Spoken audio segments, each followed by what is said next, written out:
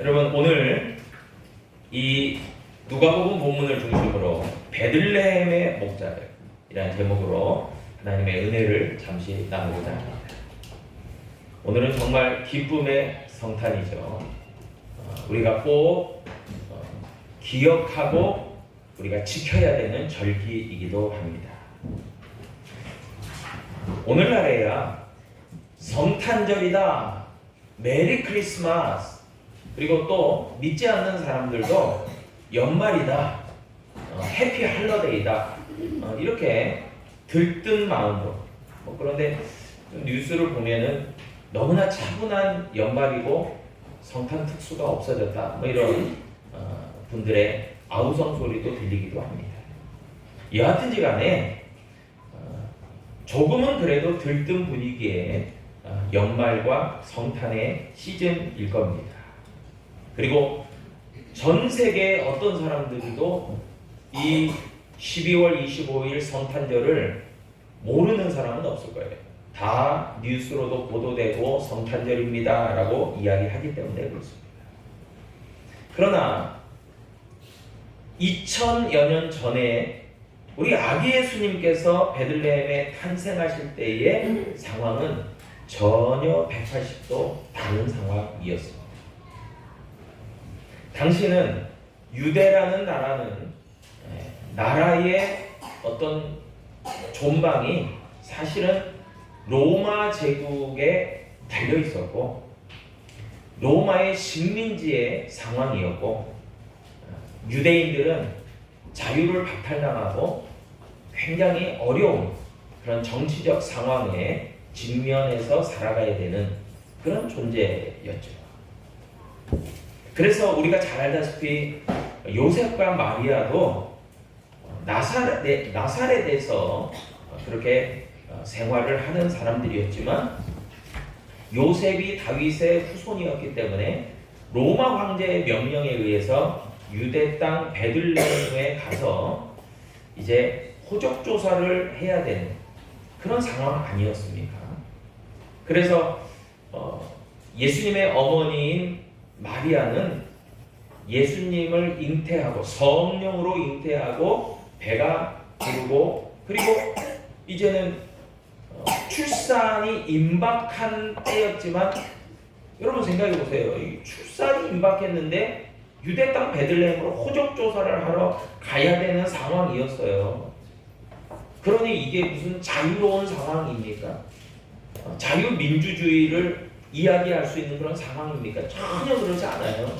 당시의 유대는 로마의 식민지고 자유가 억압되고 통제되고 그리고 명령에 의해서 그걸 반드시 해야 되고 이행해야 되고 그런 상황이었다는 거예요. 여러분, 우리가 자유 대한민국에서 태어나고 지금 생활하고 있다는 것이 얼마나 큰 하나님의 은혜와 축복인지 여러분 아십니까? 진짜 그래요. 그래서 우리는 예수 그리스도의 복음의 자유만이 아니라 이 땅 가운데에 이런 정말 자유, 평화 이런 것들을 우리가 늘 지켜 나아가기 위해서 최선을 다해야 되는 저와 여러분들이겠죠. 여러분, 지난 시간에도 우리는 이야기를 나누었습니다. 유대 땅에 살고 있는 헤롯 왕이 있었죠. 당시의 통치자. 그리고 대제사장과 바리새인과 서기관들이 종교사회 지도자들이었어요. 그러나 예수님의 탄생에는 전혀 무관심한 저들의 모습을 우리는 살펴볼 수 있었습니다. 오히려 예수님이 태어나신다라고 하는 소식을 동방에서 온 박사들로부터 전해 듣고는 너무나도 소동이 일어나고 당황하고 이랬던 저들이었어요. 그러니 저들은요, 아기 예수님의 탄생을 그렇게 잊어버리고 구약 성경에 기록이 되어 있고 예언이 되어 있음에도 불구하고 까마득하게 잊어버리고 관심도 기울이지 않아요. 여러분, 그랬던 저들인 것을 우리는 알 수가 있죠. 멀리 동방으로부터 별을 보고 찾아온 동방 박사들이 아기 예수님을 찾아서 경배와 또 예물을 올려드렸죠. 그리고 이제 오늘 본문 누가복음 2장에 등장하는 베들레헴의 목자들이 아기 예수 탄생을 저들이 맞이하게 되는 겁니다. 여러분, 당시의 목자들은요, 양을 치는 이들이에요. 목자. 여러분, 목자 하니까 사실 좀 우리에게는 익숙하지 않는 그런 직업과 단어일 겁니다. 솔직히 오늘날로 얘기하면 목축업자예요. 소 키우고 돼지 키우는 그런 목축업자들이에요. 그런데 오늘날은 좀 상황은 좀 다르지만 당시의 사회적 지위는 상당히 낮은 취급을 당하는 저들이었습니다. 그리고 그 당시의 목자들은요, 밤을 지새우기가 굉장히 지새워야 되고 양들을 잘 지키고 관리해야 되기 때문에 3D 업종, 굉장히 고된 극한 직업의 하나의 그 목자가 처해 있었습니다. 당시에 권력층들도 있었죠. 지배 계층도 있었죠. 예. 저들이 볼 때는 목자들은요, 정말 낮은 계층이고 어떻게 보면 천한 이들이에요. 예. 그런데 그런 목자들에게 하나님의 천사가 나타나서 이야기를 하는 겁니다. 오늘 본문 말씀 10절로 11절이 얘기합니다. 천사가 이르되 무서워하지 말라. 보라, 내가 온 백성에게 미칠 큰 기쁨의 좋은 소식을 너희에게 전하노라. 오늘 다윗의 동네에 너희를 위하여 구주가 나셨으니 곧 그리스도 주시니라. 아멘. 예, 여러분, 마리아에게도 무서워하지 말라고 했지만 하나님의 천사가 목자들에게도 역시 무서워하지 말아라, 그렇게 이야기를 하는 겁니다. 물론 갑자기 하나님의 천사가 등장했기 때문에 저들이 심히 놀라고 두려워한 것도 있었겠지만 유대인들의 고정관념 가운데는 거룩하신 하나님, 거룩한 영적 존재를 대했을 때 죄인된 사람들은 죽음에 이른다. 여러분, 그래서 성물을 잘못 만져도 구약에서 보니까 죽임을 당했어요. 그래서 그런 막연하지만 이런 고정관념 같은 두려움이 있는 거예요. 그렇기 때문에 상당히 두려워하고 당황했던 저들입니다. 저런 목자들의 상황을 10분 이해합니다. 그런데 천사는요, 무서워하지 말라라고 저들을 잘 진정시킨 후에 좋은 소식을 전한다고 이야기하는 거예요. 좋은 소식이다. 그 좋은 소식은 다름 아니라 온 백성에게 미치는 큰 기쁨의 좋은 소식이다. 여러분, 그런 의미에서 이 기쁘고 좋은 소식은 분명하게 가리키는 분이 있어요. 그분 바로 아기 예수, 메시아, 그리스도, 구주가 나셨다라고 하는 소식인 거죠. 예. 그런데 그 구주 예수님께서 너희를 위하여 나셨다라고 얘기하는 거예요. 너희를 위하여 나셨다. 여러분, 분명히 그 대상을 지목해서 설명해주고 있습니다. 여러분, 우리에게 오늘날 아기 예수님 탄생이 의미가 있고 가치가 있고 기쁨이 있고 감사가 있고 감격이 있는 것은요, 우리를 위하여 태어나셨기 때문이에요. 할렐루야. 아멘. 우리를 위한 분이에요. 우리를 위한 분. 우리하고 상관이 없고 우리하고 관계가 없는 분이 아니라 우리를 위해서 태어나신 분이기 때문에 우리가 기뻐하는 게 마땅하다는 거예요. 또한 온 세상을 향해서 그분이 기쁨의 소식이 된다라고 천사가 이야기해주고 있는 거예요. 그렇기 때문에 혹여 믿지 않거나 교회를 다니지 않거나 또 나는 그런 것에 관심이 없다라고 하는 사람에게도 다 해당되는 기쁨의 좋은 소식이라는 것을 우리는 기억할 필요가 있고요. 또한 우리 개개인마다, 여러분, 동방에서 온 박사들이나 베들레헴의 목자들이나 그 어떤 신분과 그런 것을 가리지 않고 인종과 그 나라와 백성들을 가리지 않고요, 높음과 낮음을 가리지 않고 각자에게 개인적으로 좋은 소식이 되었던 그 소식, 구주가 나셨다라는 소식이었다는 거예요. 여러분, 그것을 하나님의 천사가 전했다는 거예요. 그러면서 특별히 베들레헴의 목자들이었다. 여러분, 구약 미가서 5장 2절 우리가 너무나 잘 아는 말씀이죠. 베들레헴 에브라다야, 너는 유다 족속 중에 작을지라도 이스라엘을 다스릴 자가 내게서 내게로 나올 것이라. 그의 근본은 상고에 영원에 있느니라. 아멘. 구약 미가서에서 이미 베들레헴에서 구주가 나실 것이라는 예언을 해준 거예요. 그런데 그 곳에 살고 있는 목자들에게 바로 이 기쁨의 좋은 소식이 전달됐다는 거예요. 베들레헴 에브라다야, 에브라다라는 이 말은요, 히브리어로요, 그 의미가요, 결실, 열매를 맺는다라는 뜻이에요. 그러니까 이 베들레헴의 옛 지명의 이름이, 고유한 옛 지명의 이름이 에브라다예요. 그래서 이 베들레헴 사람들은 에브라다라는 말을 잘 익숙해요.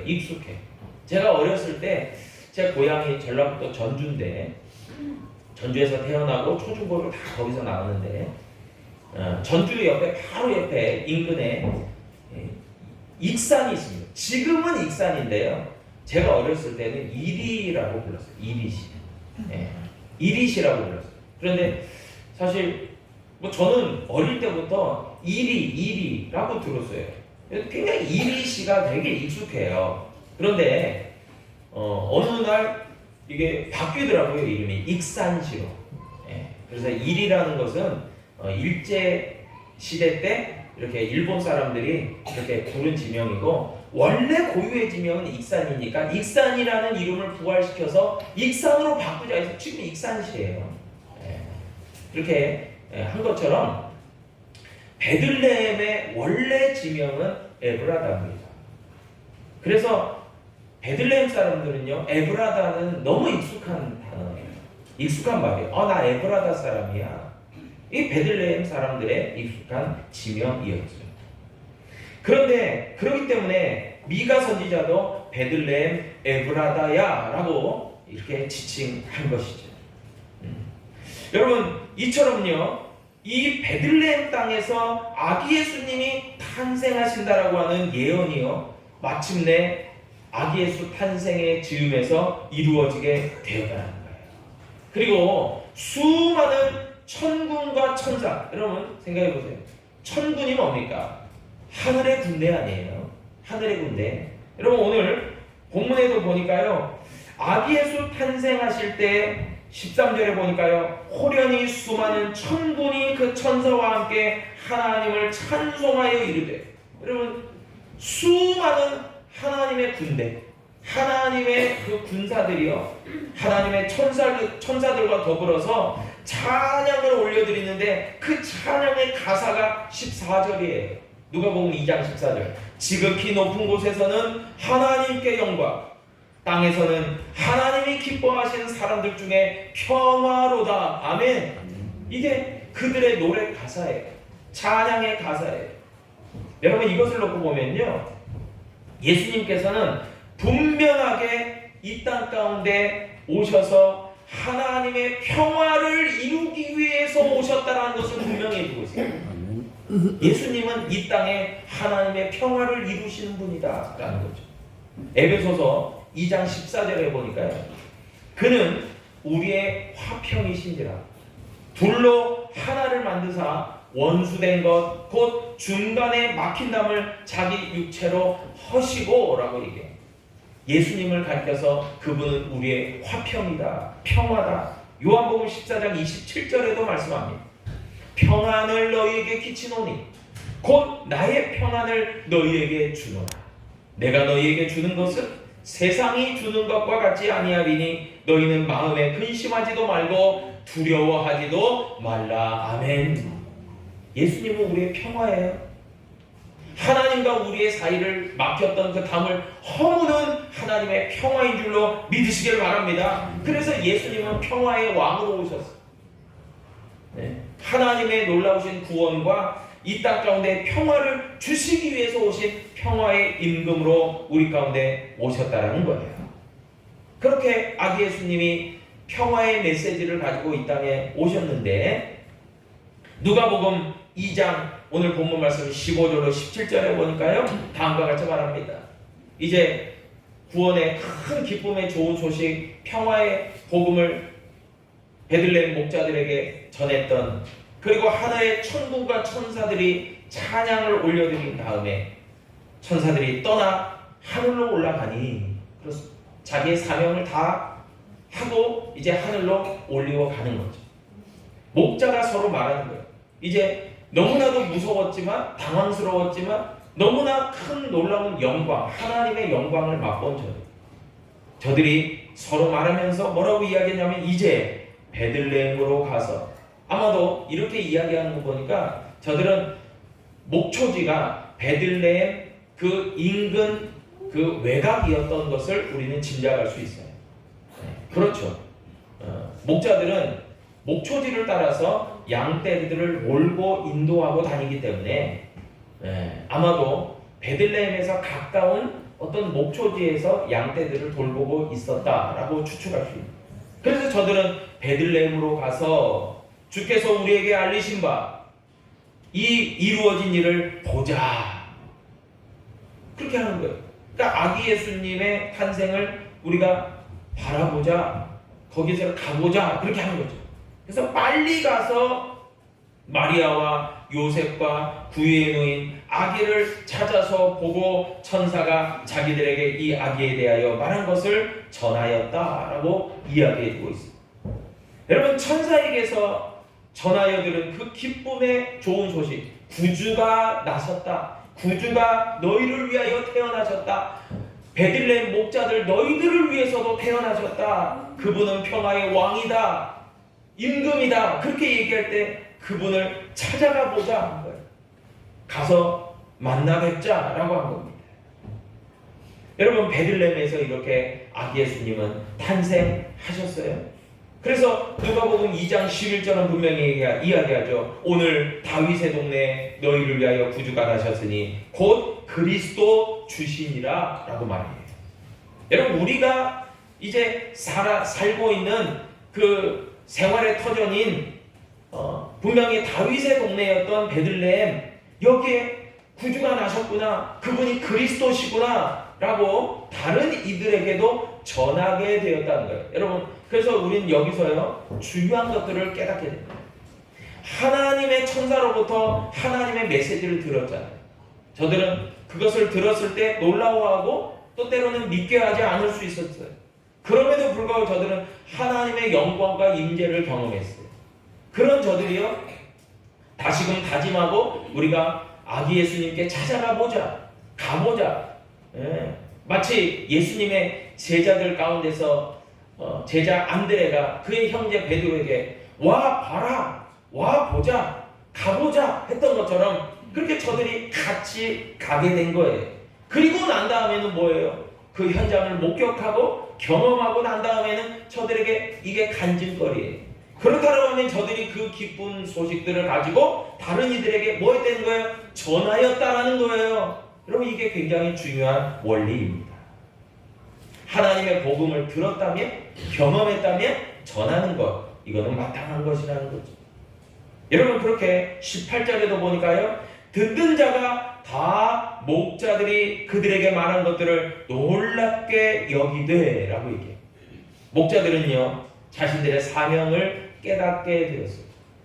구주 나심을 자신들만 기뻐하는 것이 아니라 다른 이들에게도 기쁨의 좋은 소식을 전하였다는 거예요. 내가 이런 걸 경험했어, 내가 예수 그리스도를, 내가 아기 예수님을 만났어 라고 말이에요. 그리고 20절 마지막에 보니까 목자들은 자기들에게 이르던 바와 같이 듣고 본 그 모든 것으로 인하여 하나님께 영광을 돌리고 찬송하며 돌아가니라. 아멘. 여러분, 돌아갔다 하니까 세상으로 돌아가 버렸다 이 말이 아니겠죠. 여러분, 비포 애프터죠. 베들레헴의 목자들은 하나님의 천사를 만나고 아기 예수님을 만나 배운 그 전 비포와는 전혀 다른 인생을 살았을 겁니다. 물론 저들의 직업은 변함없이 목자일 수 있을지 몰라요. 그러나 저들의 생각과 마음과 그 모든 것에는 평화의 왕으로 구주로 오신 아기 예수님이 자리 잡고 있는 줄로 믿으시길 바랍니다. 그렇기 때문에 그들은요 늘 언제나 자신의 일터에서, 자신의 어떤 가정에서, 자신의 어떤 생활의 터전에서 늘 그 감격을 가지고 그 기쁨의 좋은 소식을 듣고 지켜봤던 그 감격을 가지고 늘 언제나 자신의 일터로 돌아가서 자신의 생활의 터전으로 돌아가서 하나님을 믿고 하나님의 영광을 돌리고 하나님을 찬양하고, 마치 천군과 천사들이 그렇게 놀랍게 하늘에는 영광이요 땅에는 기뻐하심을 가운데서 평화로다 했던 그 노래 가사를 늘 기억하면서 늘 되새기면서 할렐루야 할렐루야 하나님을 찬양하는 생활을 하였을 줄로 믿으시길 바랍니다. 분명히 애프터는 달라요. 저들의 인생은 변화된 거죠.